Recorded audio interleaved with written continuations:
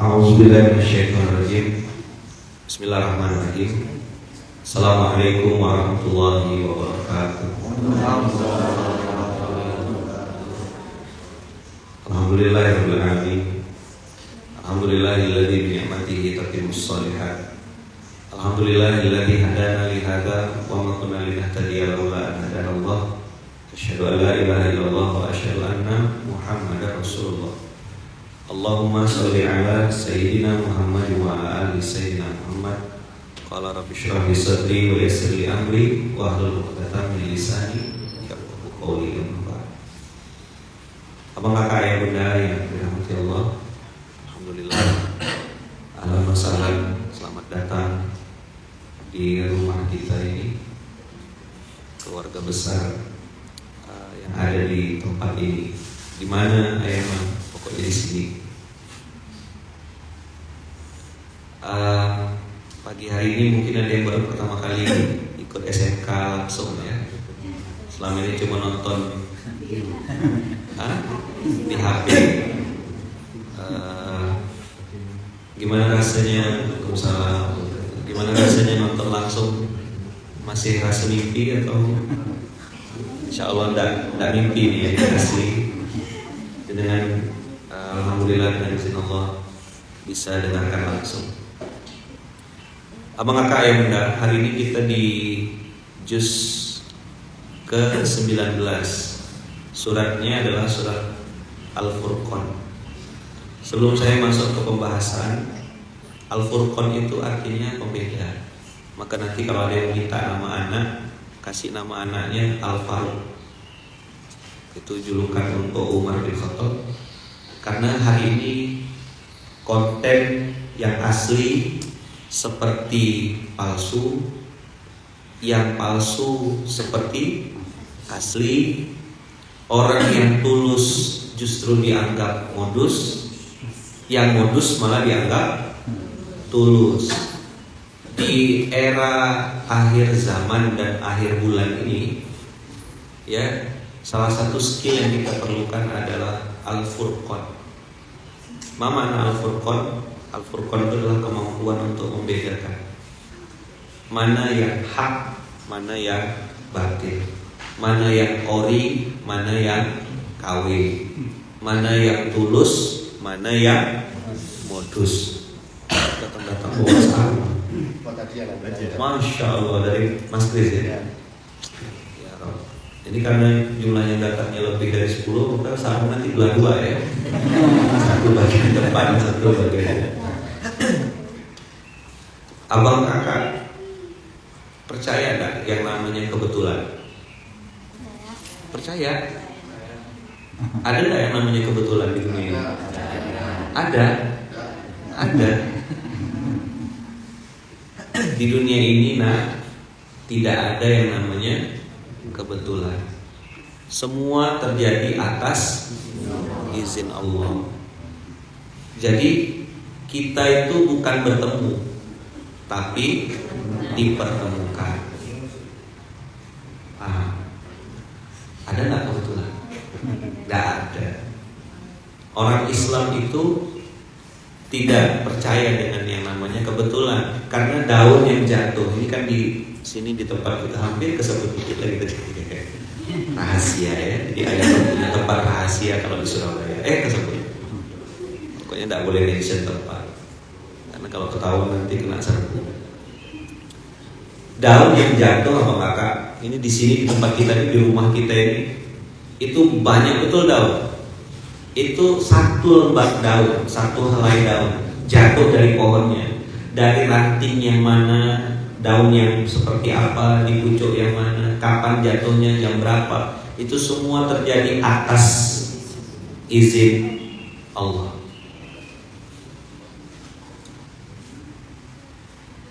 Semua terjadi atas izin Allah.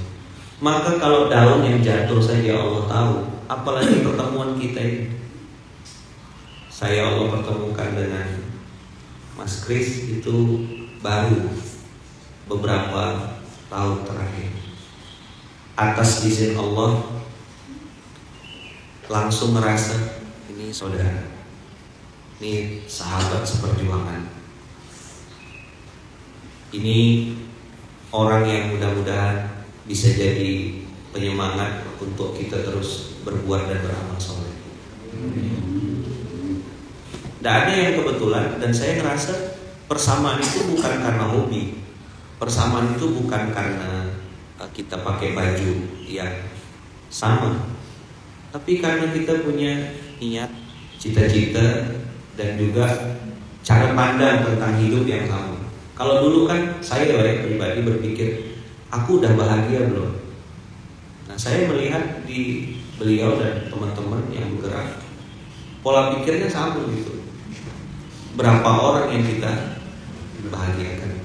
Tadi malam saya di treatment sama namanya keren, Masya Allah, Alfi Syahrin.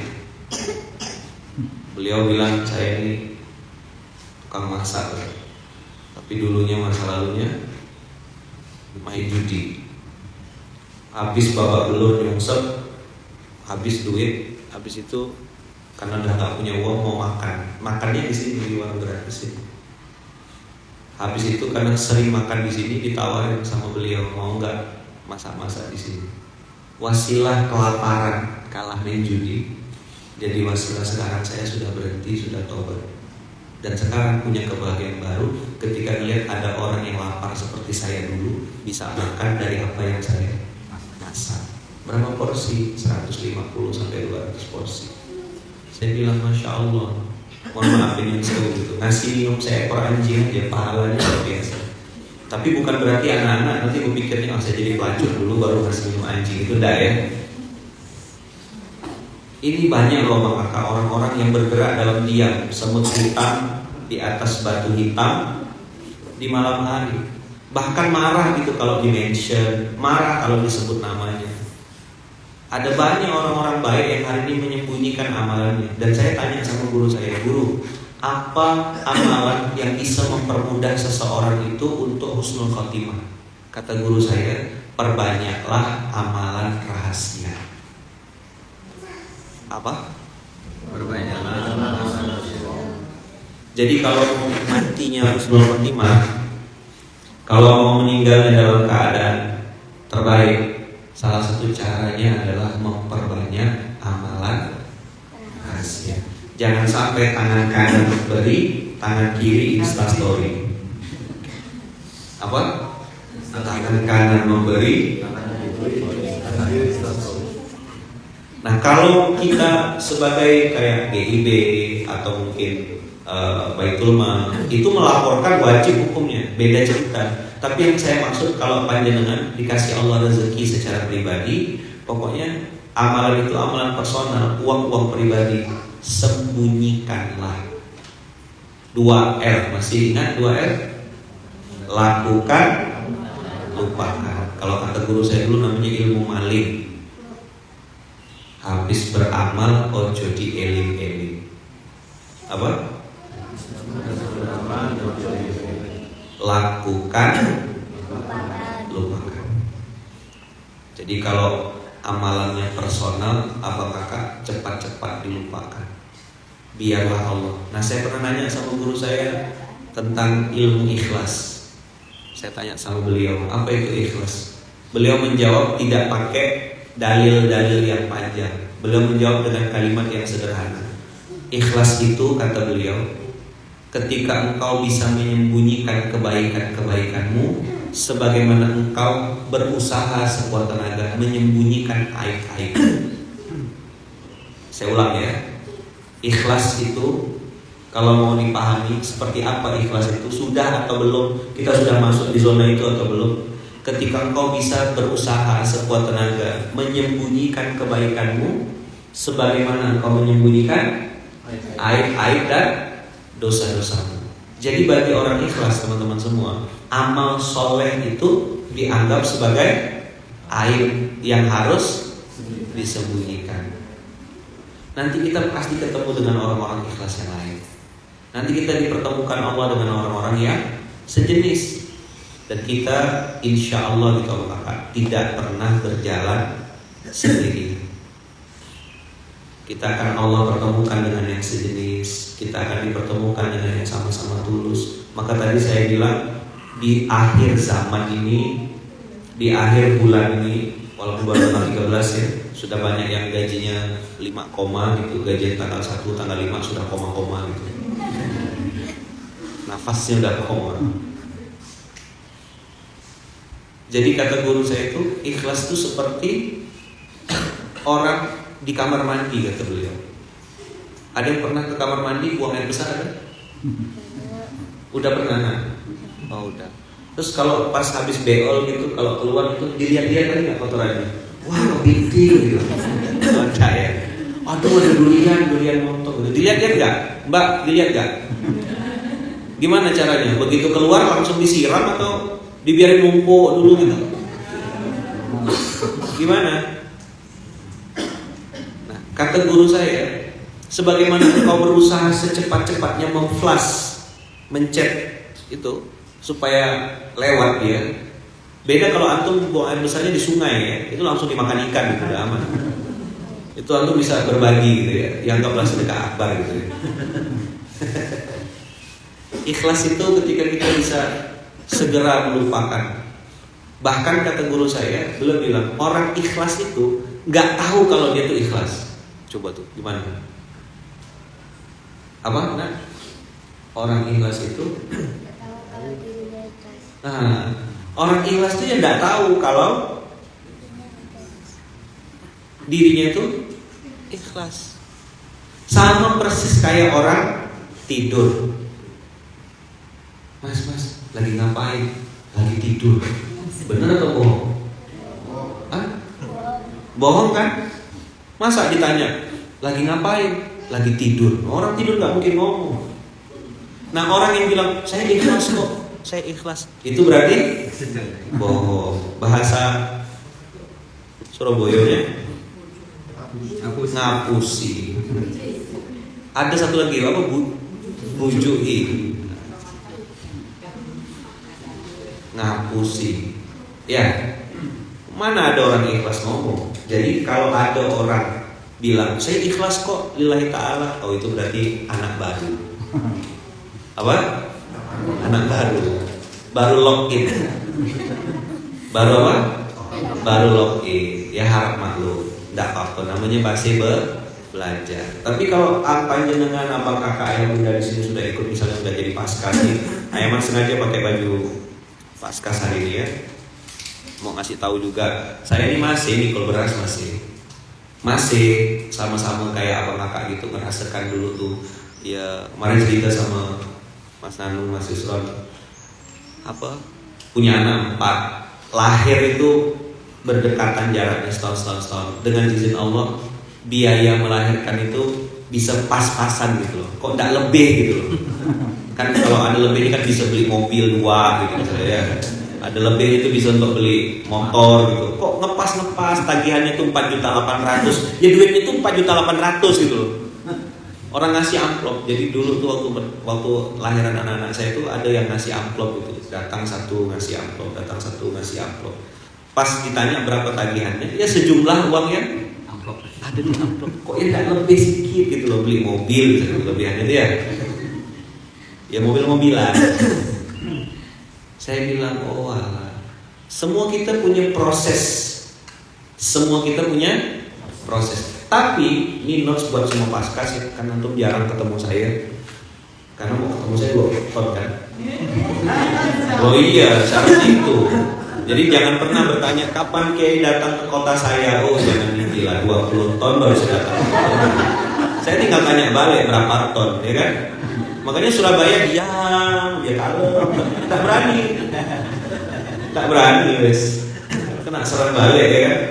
Maka begitu tahu saya transit misalnya Surabaya, udah langsung bilangnya aja silent. Ternyata yang jemput lebih ramai dari yang dijemput. 1 RT jemput. Makanya teman-teman paskas, semua orang punya proses, apa? Tapi jangan pernah antum samakan prosesnya. Rama dengan Mas Tommy itu prosesnya beda. dengan Mas Irfandi dengan Mas Dodi. Mas Dodi, Mas Irfandi, Mas Tommy, Rama ini prosesnya tuh beda. Tahu nggak apa yang bikin beda? Kenapa prosesnya beda? Dosanya beda. Cerdas. Apa Mas? Dosanya beda. Dosanya beda. Apa? Dosanya beda. Wah, ini kurang beda. Langsung ada hadiah. Nah, langsung bagikan. Nah, plus dikasih yang warna biru ya biar agak semangat dikit. Ini hadiah dari orang baik ya, bukan dari saya. Ini Mas. Mas jadi yang wakil Mas kasih. Lumayan, alhamdulillah ya. Nanti kalau ada yang minta kasih bagian depan gitu ya. Jadi apa yang bikin beda teman-teman semua? Prosesnya semua orang berproses, semua orang mengalami proses. Tapi yang membuat prosesnya berbeda karena dosanya beda.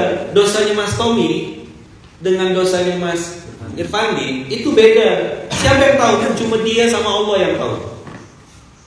Kalau tengok-tengok muka ini kayak ada dosa kayaknya. Oh banyak ya. Sebelum apa kena rukyah ini ngaku gitu lah ya. Masa ia tidak mengaku kan gitu. Lah sekarang pertanyaannya, siapa yang tidak punya dosa di dunia ini? Kalau kakak-kakak ini lahir langsung tidak punya dosa, sholawatan gitu. Atau keluar langsung ya lalawatan gitu, enggak kan? Jadi setiap orang punya dosa masing-masing. Nah itu kenapa Paskas itu dibuat pasukan amal soleh. Karena cerita iman, cerita taubat itu sama-sama bertaubat, sama-sama beriman. Tapi amal soleh apa kakak? Ini yang memperpendek jarak dosa itu. Setiap kita punya dosa dan setiap kita punya salah. Amal soleh ini yang kata Allah di dalam Al-Quran, wa'ad bi'isayyatal hasanata tamhuha, itu hadisnya ya. Innal hasanat yudhibnas sayyi'at. Sesungguhnya kebaikan-kebaikan yang kau lakukan itulah yang akan menghapus semua dosa-dosa yang pernah kau lakukan di masa lalu. Maka Paskas ini bajunya tidak pernah saya ganti, warnanya tetap hitam. Simbol apa? Simbol dosa di masa lalu. Terus kenapa tulisannya putih yang kota-kota itu kenapa dibikin putih? Itu simbol amal soleh. Nah, yang warna emas ini apa? Yang sudah di atas 100 ton. Yang sudah mikul beras lebih dari 10 tahun gitu. Nah, kalau sudah mikul beras lebih dari 10 tahun baru boleh pakai yang warna emas gitu ya. Ini apa, juara bertahan gitu. Kenapa Yaman masih diinfak beras? Kenapa masih mikul beras? Saya tidak punya pilihan. Dan saya ngerasa ini yang bisa saya lakukan untuk bisa dekat-dekat dengan Rasulullah SAW. Dulu dibully orang gitu. Ya ngapain katanya mikul beras, S2 Kuala Lumpur kok mikul beras, kayak gak ada kerjaan. Jadi dari 2012 tuh udah kena caci maki orang saya. Makanya kalau teman-teman hari ini dicaci maki ya alhamdulillah selamat. Tandanya sudah ada di jalur yang benar. Justru kalau nggak ada caci maki bikin konten caci maki aku dong gitu. Dibilang nyara tuyul, senyum-senyum, ketawa-ketawa, ganti mobil, senyum-senyum. Apa nggak bingung orang-orang? Apa sih kerjaannya gitu? Makanya sekali-sekali pakai seragam mas, pakai sarung ya terus kan?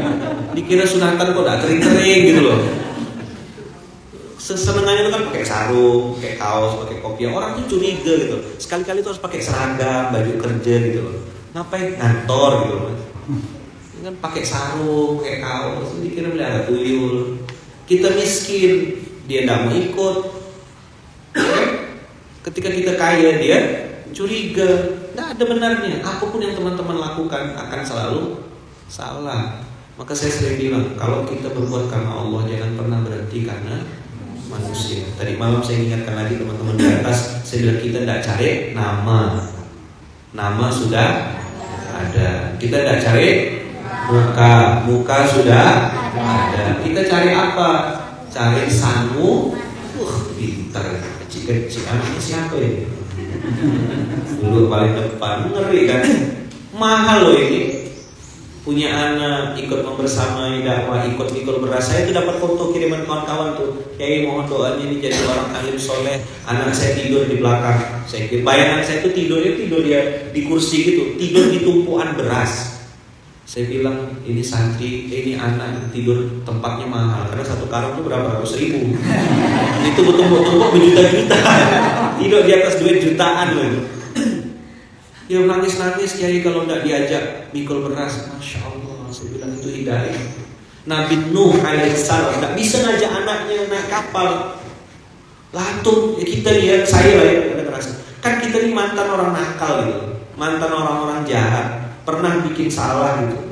Lalu Allah takdirkan anak kita mau dekat-dekat sama dakwah dengan mudah, tidak seperti anak-anaknya Nabi Nuh.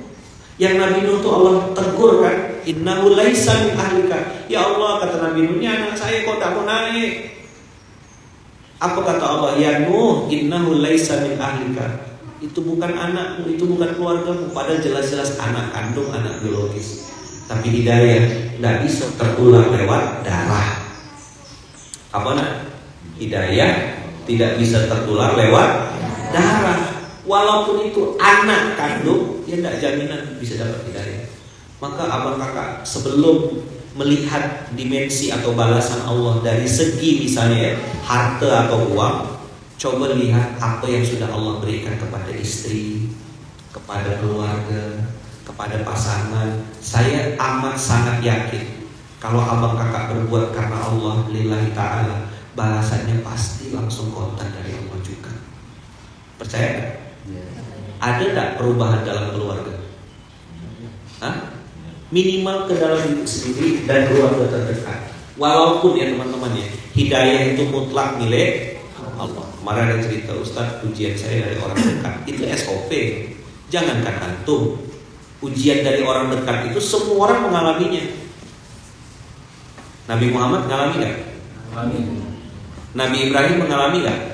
Siapa ujiannya Nabi Ibrahim? Bapaknya. Nabi Muhammad siapa ujiannya?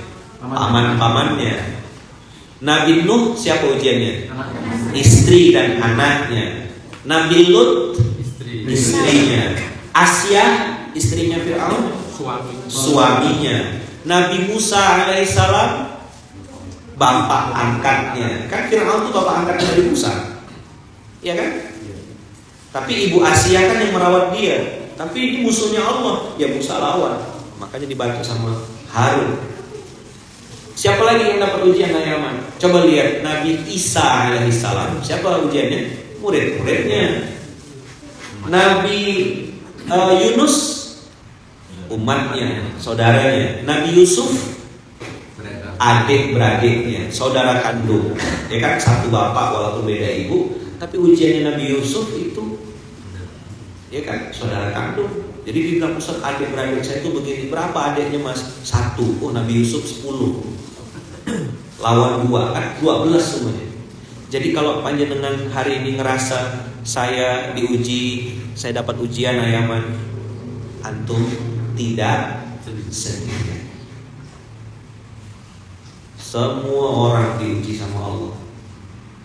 Bahkan ya kan, bahkan sekelas Nabi Muhammad itu sempat bertanya sama Allah, ini ujian kok udah habis-habis, mata Nasrullah, kapan pertolongan Allah itu? Maka dijawab oleh Allah, pasti. Apa? PASTI. Catat ya, pasti. Apa? Pasti itu singkatan. Apa singkatannya Yaman? P pertolongan, A Allah. Pasti. Pasti itu singkatan. Pertolongan Allah itu amat sangat dekat sekali. Apa singkatan pasti?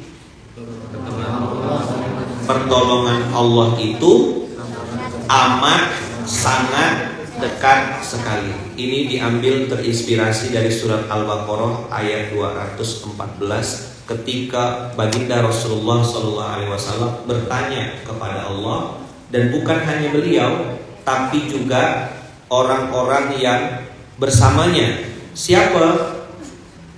Umar, Abu Bakar, Utsman. Antum bukalah Quran surat 2 ayat 214.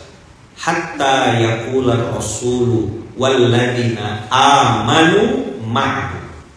Sampai bertanya Rasul, kapan pertolongan Allah itu? Mata nasrullah. Dijawab langsung oleh Allah, ala inna nasrullahi qarib. Makanya para guru, ulama-ulama kita, ustaz-ustaz kita sering mengatakan nasrun minallah wa fathun qarib. Itu kalimat motivasi luar biasa. Nasrun minallahi wa fathun qarib.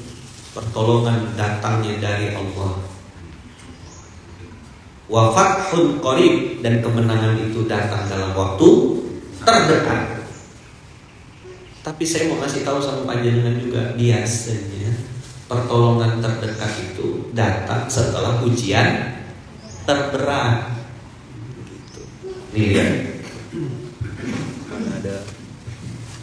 Saya pakai. Abang kakak lihat ya. Abang kakak lihat. Ini plastik. Saya tarik. Kalau kendor, dia tidak putus. Tapi kalau tegang, tarik. Kalau saya tarik lagi ini kira-kira, ini makin kenceng nggak? Nah, ini yang disebut Allah di dalam Al-Quran itu inna ma'al usri yusra, fa inna ma'al usri yusra.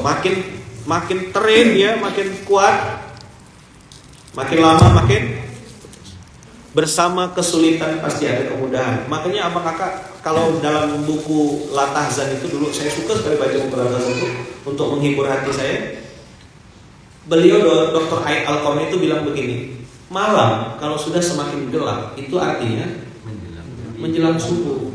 Permasalahan itu kalau sudah sampai di puncaknya, udah sampai bikin kita tuh pusing, itu sebentar lagi ada jalan keluar. Ibaratnya bisul itu kakak. Itu kalau sudah mengkilat, itu sebentar lagi pecah. Kalau udah pecah nggak aman kan? Yang sakit itu kan kalau bisulnya nggak pecah-pecah. Wah itu makan nggak enak. Ngapain aja salah tuh. Orang pakai baju kuning salah, baju biru salah. Salah terus kan? Ala inna nasrallahi qarib. Apa yang perlu kita latih sama kakak? Kita perlu latihan untuk terus berprasangka baik. Saya nih abang kakak sampai hari ini masih belajar untuk prasangka baik. Apa bukti kita prasangka baik? Menjaga kata-kata. Saya ulang ya. Apa bukti kita berprasangka baik? Contoh, Allah Maha Kaya. Itu kata-kata yang perlu kita latih. Allah Maha Kaya. Punya mobil atau bisa pakai mobil? Mana yang benar? Punya atau bisa pakai? Bisa pakai. Nah, tidak perlu punya, karena dunia ini sejatinya hak. Allah Maha Kaya. Udah saya kasih liriknya kan. Allah Maha Kaya, Allah Maha Baik, Allah sayang kita. Itu wirid entah dari berapa tahun yang lalu saya baca gitu. Orang tanya, Ustaz kok pakai bahasa Indonesia? Karena yang mendengarkan materi saya banyak orang yang baru belajar agama. Kalau langsung saya kasih Ar-Rahman, Ar-Razzaq, Al-Aziz, Al-Qawi, dia bingung bacanya nanti. Dia udah pakai bahasa Indonesia aja biar bisa ada rasa gitu. Allah Maha Kaya, Allah Maha Baik, Allah sayang kita. Apa bukti Allah sayang kita? Aib kita sampai detik ini masih ditutup sama Allah. Ada yang punya aib gak? Banyak. Allah tutup itu rezeki kan? Bisa kebayang apa kakak? Kadang-kadang kan ada orang yang lapor ke saya, Ustaz ini ada si fulan nih begini. Terus saya tengok kakak, Masya Allah, tabarakallah, Masya Allah, tabarakallah. Saya tuh ngebayangkan seandainya aib saya yang dibongkar itu, kan selesai juga kita. Dari mulai pojok kanan sini taman sampai ujung Mas Yati, ada punya aib nggak sebenarnya? Nah, kalau kebongkar satu ya, berani keluar rumah? Hah? Berani nggak? Kalau kecil-kecil ini nggak ada lah dosanya. Paling dia ngambil duit mama gitu paling ya. Ya kembalian beli permen 20.000 gitu ya, kembaliannya 10.000 hilang gitu. Paling gitu-gitu. Kalau kayak kita ini kan, masya Allah, rambut sama hitam, kelakuan Allah alam tuh bilang. Cobalah tengok-tengok muka-muka sebelah-sebelahnya sampai kiri kanan. Hanya dia sama Allah aja yang tahu kelakuan asli. Dan sayangnya Allah sama hamba itu ditutup aib. Allah tutup aib kita maka. Benar demi Allah, Allah tutup aib kita. Kayak kakak-kakak kan bisa pakai jilbab panjang, terus nanti sesekali pakai niqab, nanti foto-foto cuma nampak matanya. Masya Allah, ukhti solehah gitu kan. Langsung ketutup, langsung jadi kayak solehah banget gitu. Solehah apa? Solehah banget. Iya, pakai jilbab panjang, terus jalannya kalau ngomong tuh masya Allah, tabarakallah, barakallahu fiikum ya, barakallahu fiikum maksudnya tuh. Tapi karena baru belajar bahasa Arab jadi barakallahu fiikum semuanya. Tiap hari orang ulang tahun dibuatnya gitu. Ngomongnya afwan, antum. Giliran pinjam duit nggak balik-balik, bukan antum. Ya kan, lama nggak WA, sekali WA nanya kabar. Begitu ketemu megang-megang lutut, Anda sopan kami curiga. Sama kabar, masya Allah antum nih gimana? Baik sehat. Ini akhirnya mau cerita sama antum. Udah tahu kan lagunya kan? Selanjutnya apa tuh? Ya, anak ini lagi ada kesulitan ekonomi. Pegang-pegang lutut, habis itu, masya Allah. Jadi abang kakak ayah bunda, pagi hari ini saya pengen ngajak abang kakak belajar untuk melatih kata-kata. Melatih apa? Melatih kata-kata. Itu bukti dan tanda kita orang yang masih berhusnuzon kepada Allah. Maka ini poin kedua. 1, jamu. Jaga mulut. Kalau di sini ngomongnya apa?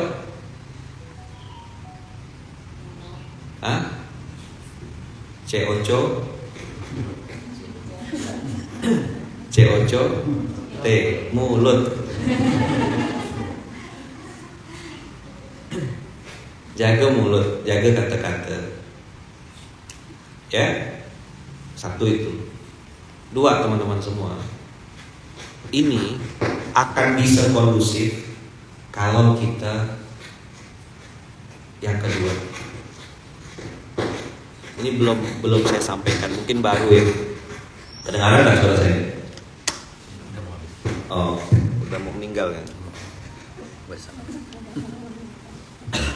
Oke. Cash. Oh, beda. Cash. Ya. Jangan cek tuh sering nggak cair ya. Cek lah nggak cair. Cash gitu. Kalau minta sama Allah tuh yang cash gitu ya. Ya insya Allah tuh bahagia. Nah jadi yang kedua teman-teman, jaga teman. Maksud saya circle terdekat. Kalau antum punya motor atau mobil yang bagus, kan bensinnya tidak mau pakai Pertalite. Biasanya dibelikan Pertamax. Olinya belikan yang bagus. Ya kan? Nah, maksud saya antum segitu selektifnya terhadap motor, mobil dan lain-lain, tapi lupa menjaga circle terdekat. Kata-kata ini apa kakak? Akan terbentuk ketika kita punya circle lingkungannya juga baik. Berkumpullah dengan orang-orang soleh itu hukumnya wajib kalau menurut saya sekarang ini. Karena kita secara tidak langsung itu pasti akan terpengaruh atau dipengaruhi. Sedikit orang tuh yang bisa mempengaruhi orang lain itu sedikit. Sebagian besar manusia itu sifat aslinya adalah dipengaruhi. Kita lihat teman kita bangun malam, kita lihat teman itu sedikit banyak kita ada motivasi untuk ikut, walaupun tidak jaminan ya. Seperti Nabiullah Musa alaihissalam ada di lingkungan Fir'aun, tapi tidak jadi Fir'aun dia.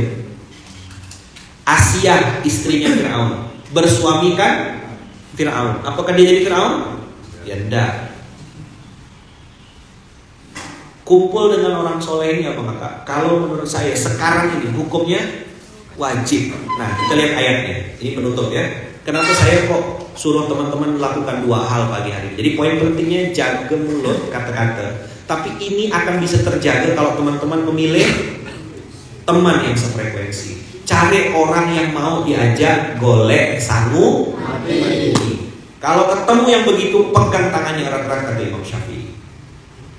Jadi kalau golek sangu mati itu menurut saya itu hukumnya wajib. Jadi kata-kata ini akan terbentuk ketika kita punya circle yang baik. Ada istilah sekarang tuh toxic relationship. Apa artinya? Hubungan yang toksik, racun. Itu tidak baik. Coba lihat ayat surat Al-Furqan surah 25 ayat 28. Coba buka. Abang kakak wajib selektif memilih teman. Wajib hukumnya. Jadi kata-kata itu tergantung kawan. Misalnya gini, teman kita tuh suka ngeluh terus, cepat atau lambat antum pasti dipengaruhi juga. Maka tadi saya bilang, hanya sedikit orang yang bisa mempengaruhi orang lain.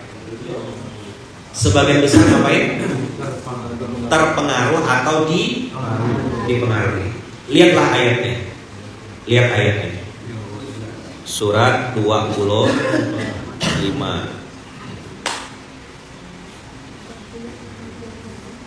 Surat 25 ayatnya ayat 28. Ya wailata laitani lam attakhid fulanan khalila. Ini statementnya siapa Yaman? Statementnya ahli neraka. Statementnya siapa? Ahli neraka. Apa dia bilang? Ya wailata, ya semuanya sama-sama. Ya wailata laitani lam attakhid fulanan khalila.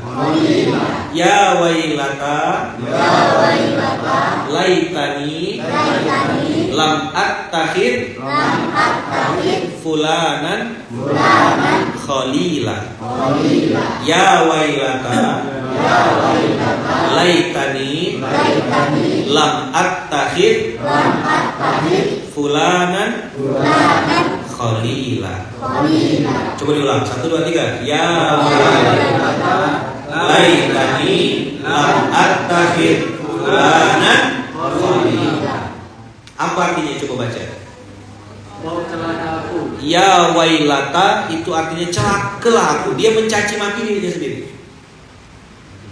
Laitani, seandainya saya dulu lam attakhid fulanan khalila, ngapalah aku jadikan si fulan ini sebagai teman dekatku. Ini kalimat penyesalan atau kalimat syukur? Kapan nyesalnya? Kapan nyesalnya ini? Di neraka sekarang. Ini kalimat ahli neraka. Dia menyesalnya itu saat sudah masuk neraka. Terlambat atau terlambat bos. Kalau bahasa orang Pontianak itu kue korket, kue glodar. Udah sakit baru sadar. Kalau kata orang sini, kapokmu kapan? Wes tak kandani. Kon dablek. Kon ngeyer. Orang duwe kuping. Ya kan? Dak. Surabayanya Mas. Ada yang lebih kasar lagi enggak? Nambung. Hah? Nambung. Budak tuh terlalu halus. Ada lagi yang ini. Kalau orang Pontianak bilang telinganya peka, matanya buta, hatinya mati. Dikasih tahu, tidak mau dengar. Kalau benar ngeyel itu masih mending. Ini kita ketemu orang salah ngeyel. Pernah ketemu enggak? Enaknya itu dipertemukan sama malaikat ini gini. Tapi malaikat maut, jangan malaikat Mikail. Ada ketemu orang begini, lain yang disuruh, lain yang dikerjakan. Coba diulang kalimat bahasa Qur'annya. Antum hafalkan ayat ini. Niatkan hafal. Ya wailata, laitani lam attakhid fulanan khalila. Apa? Saya coba. Apa enggak? Ya wailata. Oh belum. Jangan bilang enggak hafal, tapi belum. Beda kata-kata tidak dengan belum. Mas, sampai belum berhenti ngerokok? Belum. Bukan tidak, belum. Sampai enggak apa? Belum bisa apa? Enggak bisa berenang? Bukan enggak bisa, belum bisa berenang. Kata-kata belum itu menunjukkan kita ada keinginan untuk belajar. Dan enggak bisa bahasa Arab, bukan enggak bisa, belum bisa bahasa Arab. Saya insya Allah akan belajar bahasa Arab. Nah, itu namanya belum. Kata-kata. Siapa yang bisa mengajarkan kita? Circle terdekat. Maka teman-teman wajib, kalau menurut saya wajib pelihara pula, bergaul bersahabat dengan teman-teman yang baik. Pelihara kayak kucing pula rasanya. Kalau ketemu teman-teman yang mengingatkanmu kajian, mengingatkanmu bangun subuh, ngajak, yuk mikul beras, ayo ngantar beras, mana nih lama nggak kelihatan, di telepon, di follow up, justru orang-orang itulah saudaramu yang asli. Karena banyak hari ini orang bersahabat tuh kayak bersahabat sama es krim. Paham? Bersahabat sama es krim. Diapain? Nah, diapain? Jadi teman itu bukan diajak ke surga, bukannya diingatkan kepada yang benar, malah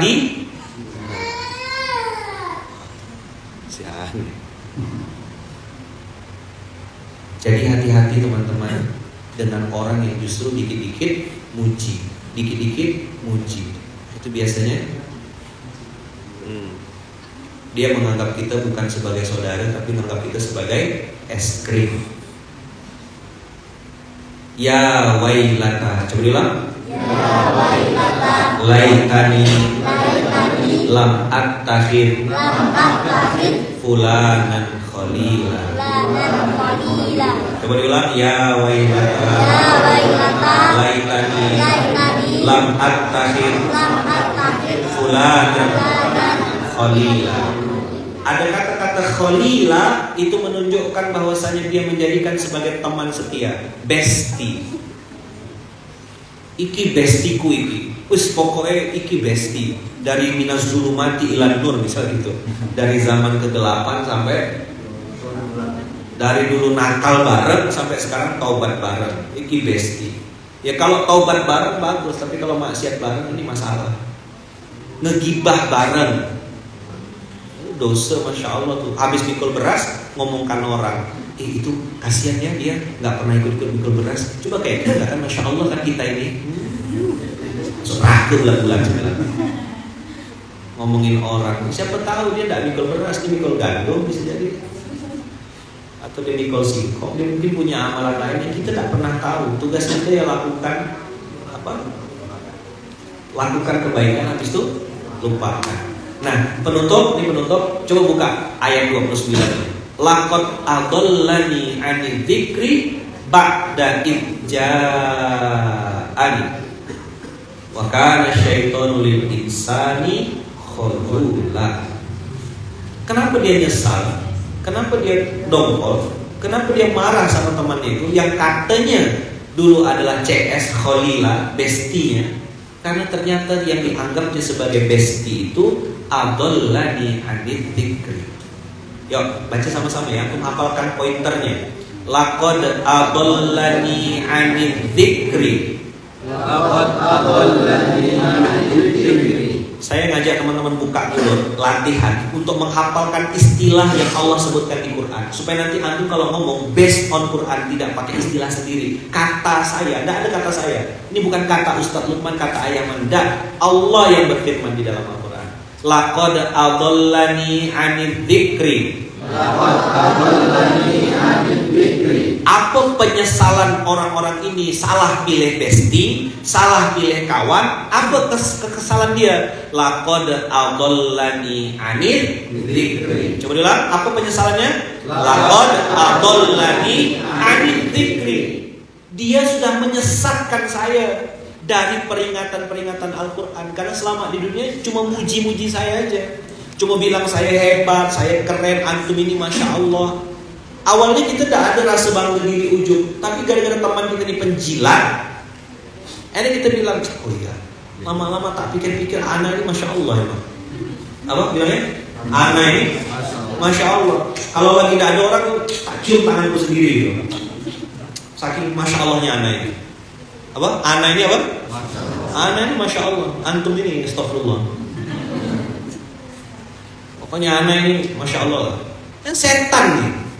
Lakot adallani ani dzikri itu menunjukkan bahwasanya dia salah milih teman dan diperjelas dengan kata-kata ba'da idja'ani. Peringatan, kajian, tazkiyatun nafas, ikhlas, tulus berbuat karena Allah sudah banyak yang mengingatkan. Tapi karena teman ini setan semuanya apa? Setan. Nah, kaulah. Bagus gitu ngomongnya. Setan semuanya apa? Setan. Ustaz marah enggak ngetes mic. Bisa mic ini bunyi gitu loh. Kan setan tuh bentuknya jin dan manusia. Kadang jin enggak kacau. Teman kita bilang, antum ini masya Allah antum saya salut sama antum, ikhlas bener antumnya. Enggak, iya antum ikhlas. Begitu pergi, kayaknya sih iya sih. Ikhlas saya ini. Habis, masuk parit tak? Masuk parit bos. Makanya kalimatnya lakot adallani ani dzikri ba'da idja'ani. Peringatan itu udah datang. Orang udah bilang, mas, ojo dieling-eling, habis beramal yang lakukan lupakan. Udah mau ikhlas kita. Terus teman kita bilang, kalau enggak ada antum ini Mas Ahmad, kalau enggak ada antum mas, luar biasa antum mas, enggak jalan mas. Ya kan? Coba kalau enggak ada Mas Ahmad, enggak jalan. Karena dia bawa mobil. Terus dia bilang, enggak kok. Terus begitu orang yang muji pulang, dia lagi sendirian. Ya benar juga sih. Memang anak ini masya Allah emang. Anaknya salut sama diri anak sendiri gitu loh. Habis dah? Habis bos. Pokoknya salut lah antum sama anak. Gimana? Salut antum sama anak. Gila dah? Gimana kalimatnya? Salut antum sama anak. Ini makin kesini ya makin kesana. Ini kalimatnya. Saya terjemahkan dengan bahasa yang mudah ya. Maka para sahabat, para ulama dulu sampai bilang begini, kalau ada orang yang memujimu di depan matamu, lempar mukanya pakai pasir. Kenapa orang-orang yang belajar tazkiyatun nafas atau qalbun salim itu tidak mau dipuji? Bahkan langsung cepat astagfirullahaladzim, astagfirullahaladzim. Kenapa dia cepat-cepat istighfar? Dia takut amal solehnya hangus karena pujian manusia. Kiai saya, Kiai Hasan Abdullah Sa'ad pernah bilang begini, alhamdulillahirabbil alamin. Apa? Alhamdulillah. Segala puji hanya milik Allah. Maka kata beliau, kalau ada orang yang menikmati pujian manusia, dia sedang mengkorupsi haknya Allah. Dia koruptor. Kenapa disebut koruptor? Karena sedang mengambil haknya Allah. Siapa yang berhak dipuji? Allah. Makanya kalau ada yang bilang Mas Tommy ini masya Allah, kalau tidak ada Mas Tommy ini Surabaya ini tidak ada kayak. Terus Mas Tommy bilang, udah boten ya, tapi hatinya bilang iya sih kayak benar juga. Masuk parit mas. Tidak jadi dapat amal soleh, dapatnya amal salah. Makanya kan ada pastas di kota mana gitu, jangan puji kami, doakan saja. Gitu bilangnya. Di mana saya pernah baca waktu mereka bawa banner atau apa gitu. Jangan puji kami, tolong doakan. Makanya kan teman-teman saya dulu masih ada saya bilang kalau antum ketemu sama kiai lagi distribusi beras, teman-teman paskas di mana pun berada, kalau datang distribusi beras, habis mikul ketemu sama kiai atau ketemu sama ini, minta doanya, tolong doakan kiai semoga kami istiqomah. Itu saya lakukan sampai detik ini. Asal ketemu sama orang, habis kita distribusi, yang saya minta adalah minta doa, tolong doakan semoga kami istiqomah. Oh, istiqomah khairun min alfi karomah kata kiai. Itu lebih mahal. Kiai mohon doanya kiai semoga istiqomah. Nah, makanya saya bilang kenapa ini jarang-jarangnya ya pakai baju paskas. Ingatkan aja kalau bisa pakai baju ini warna emas itu sudah di atas 100 ton. Itu bisa tengok Jawa Timur berani-berani pakai baju warna emas itu berarti menantang dia minta 100 ton. Kan syarat dan ketentuannya warna emas itu di atas 100 ton. Nah, ya makanya kalau mau pakai baju emas, tapi itu tulisnya Jawa Timur ya, jadi doa lah ya. Menurut Jawa Timur lebih dari 100 ton ya.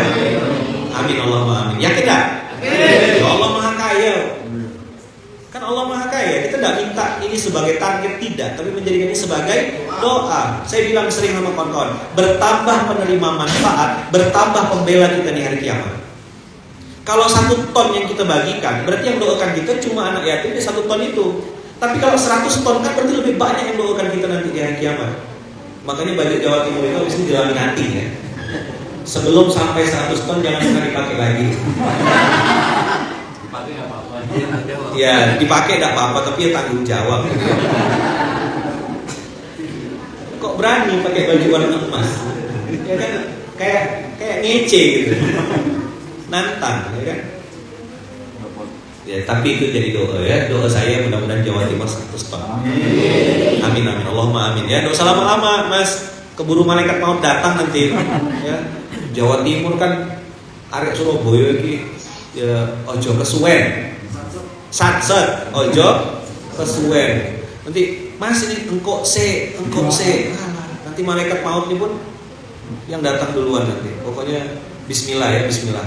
Jawa Timur 100 ton. Jadi kalau ditanya kenapa 100 ton ayaman? Bertambah penerima manfaat, coba bilang. Bertambah pembela di hari kiamat. Mau tidak dibela sama Allah? Mau tidak nanti anak-anak yatim, penghafal Quran, kiai-kiai, ustaz-ustaz itu membela itu nanti di hari kiamat? Itu pengacara kita nanti di pengadilannya Allah. Kalau di dunia kita perlu pengacara, kita perlu kuasa hukum, ya kan? Maka di akhirat kita jauh lebih perlu pengacara. Siapakah pembela kita nanti di hari kiamat di hadapan Allah? Itu santri anak yatim penghafal Quran. Itu orang-orang miskin yang pernah kita tolong. Itu orang-orang susah yang pernah lapar. Itu orang-orang yang kita kasih makan gratis di warung gratis itu.